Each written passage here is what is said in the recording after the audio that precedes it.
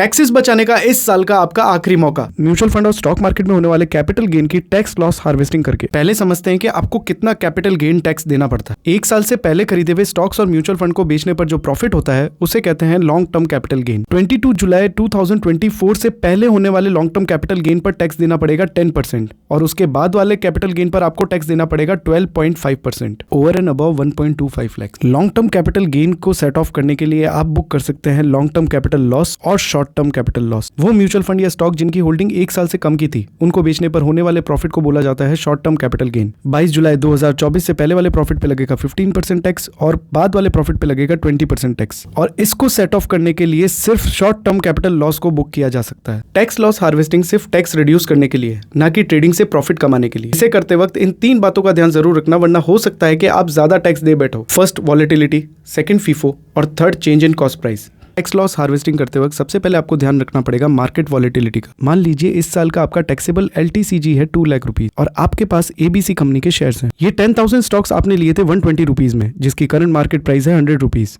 और इसका unrealise loss है 2 लाख रुपीज। सॉरी, यहाँ 40,000 लिखा है, बट इस स्टॉक में आप लॉस बुक करके 20,000 का टैक्स बचा लोगे। अब अगर नेक्स्ट डे इस स्टॉक की प्राइस 5% बढ़ जाती है तो आपको ये स्टॉक खरीदना पड़ेगा 105 रुपए में। आपको यहाँ लॉस हो गया 50,000 रुपीज का। कैपिटल गेन टैक्स बचाने के लिए अगर लॉस बुक करना है तो इस बात का ध्यान जरूर रखना कि मार्केट में वॉलेटिलिटी कितनी है।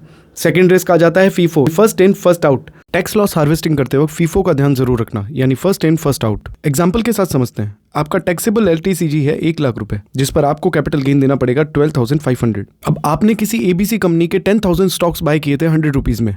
कुछ दिनों बाद उस स्टॉक की प्राइस 150 हो गई और उस प्राइस पे आपने 10,000 स्टॉक्स और बाय कर लिए। इस स्टॉक की करंट मार्केट प्राइस है 105 रुपीज। आपका एवरेज 125 था, तो पर 10,000 पे आपको लॉस हो रहा है 2 लाख रुपीज का, यानी टोटल लॉस आपका होगा 4 लाख रुपीज। तो अब अगर 2 लाख का लॉस बुक करने के लिए 10,000 शेयर सेल कर देते हैं 105 रुपए पे, तो फीफो के अकॉर्डिंग आपने जो शेयर 100 रुपए में लिए थे वो सबसे पहले सेल आउट होंगे। तो इस शेयर में आपको लॉस नहीं, प्रॉफिट हुआ 50,000 रुपीज का। अगर इस होल्डिंग को 1 साल से ऊपर हो गया है तो अब आपको टैक्स भरना पड़ेगा 18,750 रुपीज का। इसके अलावा आपको नुकसान हो सकता है चेंज इन कॉस्ट प्राइस का। कॉस्ट प्राइस चेंज के कारण 2022 में ये 25,000 शेयर्स मैंने लिए थे 12 रुपए में, जिन्हें मार्च 2024 में मैंने 7 रुपए में सेल करके नेक्स्ट डे 7 रुपए में वापस परचेज कर लिए अपना लॉन्ग टर्म कैपिटल गेन बचाने के लिए। तो टोटल टैक्स मैंने यहाँ सेव किया 12,500 और अब मेरी बाय प्राइस हो चुकी थी 7 रुपीज और अगस्त 2024 में मैंने 80 रुपीज में ये सारे शेयर सेल आउट कर दिए। क्योंकि होल्डिंग को 1 साल पूरा नहीं हुआ इसलिए शॉर्ट टर्म कैपिटल गेन बनता है 18,25,000।